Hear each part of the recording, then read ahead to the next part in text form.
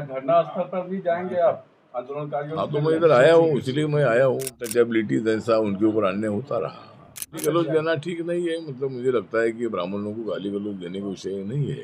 मोदी महाव्यास जो है ये बौद्धों के ताबे में देना चाहिए। ये हिंदू समाज के मंदिर में कहा कोई बुद्धिस्ट रिलीजन है ना, वो भिक्षुओं की मांग है, वो मांग मैं मुख्यमंत्री के सामने रखूंगा।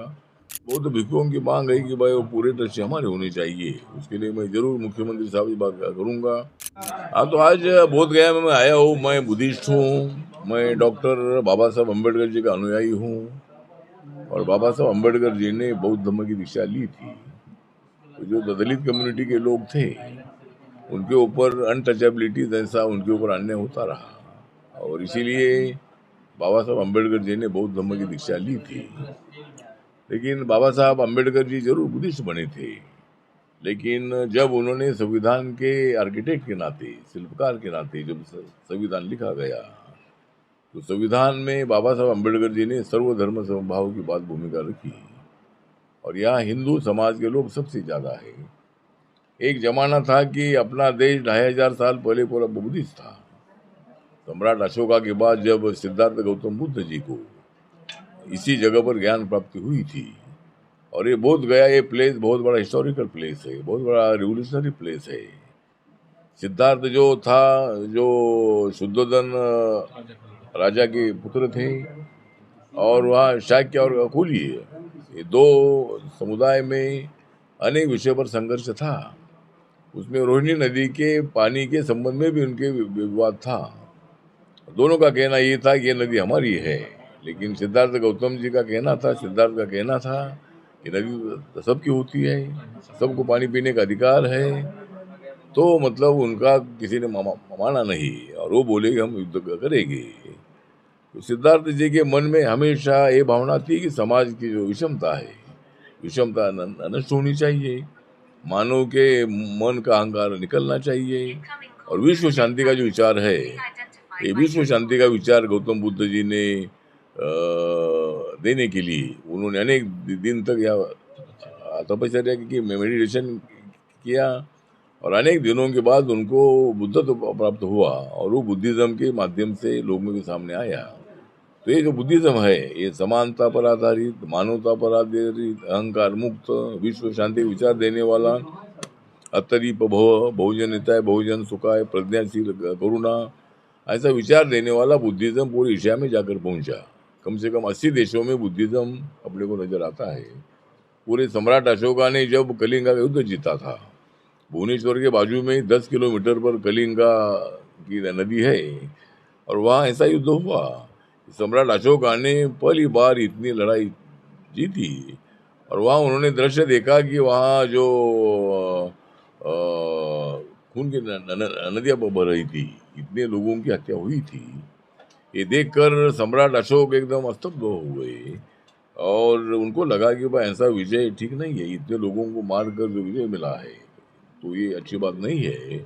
इसीलिए बाद में सम्राट अशोका जी ने बुद्धिज्म को स्वीकारा, और वो पूरे एशिया खंड में और अनेक देशों में जाकर पहुंचा है।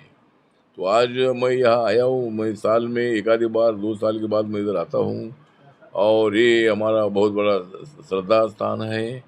और इसीलिए मतलब आज मैं मेरे फैमिली के साथ मैं आया हूँ। मेरी माता जी का जब देहांत हुआ था, तो माता जी की अस्थियाँ भी मैंने यहाँ रखी है, इसीलिए मतलब मैं इधर हमेशा आते रहता हूँ।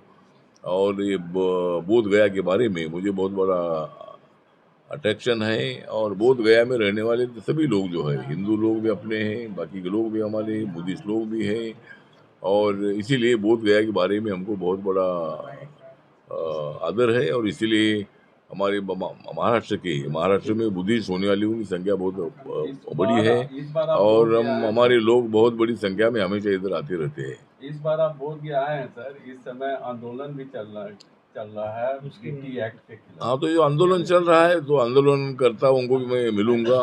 मैं कल माननीय मुख्यमंत्री नीतीश कुमार साहब को भी मिलने वाला हूँ, गवर्नर साहब को भी मैं मिलने वाला हूँ, डिप्टी सीएम जो सम्राट चौधरी है सिन्हा जी, उनको भी मैं मिलने वाला हूँ। और ये विषय उनके काम में मतलब मैं उनको मेमोरेंडम देने वाला हूँ। और हमारा कहना इतना ही है कि भाई ये जिस तरह ये बुद्ध का महाबोधि महाविहार है, जिस बोधि वृक्ष के खाली बुद्ध को ज्ञान प्राप्ति हुई, वहाँ मंदिर बनाया है। और ये जो ट्रस्टी है, ये जो 8 ट्रस्टी, उसमें 4 ट्रस्टी हिंदू होते हैं।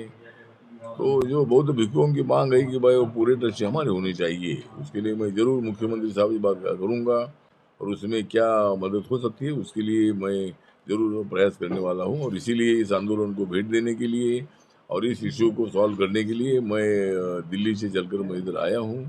और मैं आदरणीय मुख्यमंत्री नीतीश कुमार जी को कल 11 बजे मिलकर उनके साथ में चर्चा करने वाला हूँ। आंदोलनकारियों को कुछ संदेश देना चाहते हैं? आंदोलनकारी जो भी बैठे हुए आंदोलन पर, क्या उसको कुछ, उन लोगों को संदेश देना चाहते हैं? नहीं, उनको बस संदेश तो यही है कि भाई उनकी जो मांग है, वो मांग को लेकर मैं मुख्यमंत्री साहब को मिलूंगा। और कई सालों का ये विषय है, और इसीलिए जब शुरू में 1949 का जो कानून बना है, उसमें 4 ट्रस्टी बुद्धिस्ट, 4 ट्रस्टी हिंदू, और यहाँ का कलेक्टर का चेयरमैन होता है। उसमें क्या बदल हो सकता है, क्या जो भिक्षुओं की मांग है वो मांग मैं मुख्यमंत्री के सामने रखूंगा, और उसमें क्या राज्य सरकार मदद कर सकती है उसके लिए मेरा प्रयत्न जारी रहेगा। क्या धरना स्थल पर भी जाएंगे आप आंदोलनकारियों? हाँ, तो मैं इधर आया हूँ, इसलिए मैं आया हूँ। मैं एज ए सामाजिक न्याय और अधिकारिता मैं राज्य मंत्री तो हुई हूँ।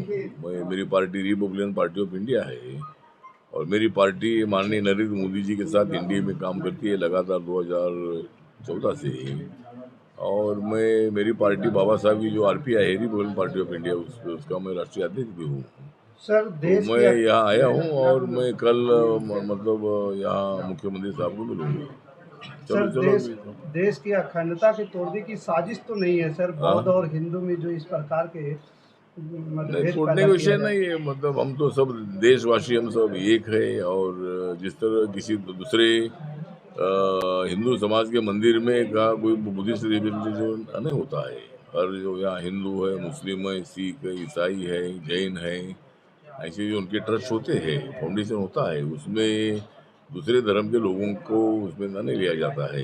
लेकिन यहाँ इस मंदिर के ट्रस्ट में चार हिंदू, हमारे हिंदू समाज में विरोध नहीं है, लेकिन ये बौद्ध महाबोधि महाविहार जो है, ये बौद्धों के ताबे में देना चाहिए। ये मांग जो भिक्षुओं की है सर, इस आंदोलन के जरिए कुछ हिंदू और ब्राह्मणों को भी टारगेट किए जा रहे हैं, स्पेसिफिक धमकियां और गाली गलौज भी दिए जाते हैं। ठीक है, गाली गलौज देना ठीक नहीं है। मतलब मुझे लगता है कि ब्राह्मणों को गाली गलौज देने का विषय नहीं है, लेकिन यहाँ भावना इतनी है कि भाई ये बुद्ध मंदिर हमारे ताबे में देना चाहिए, ऐसा उनका कहना है।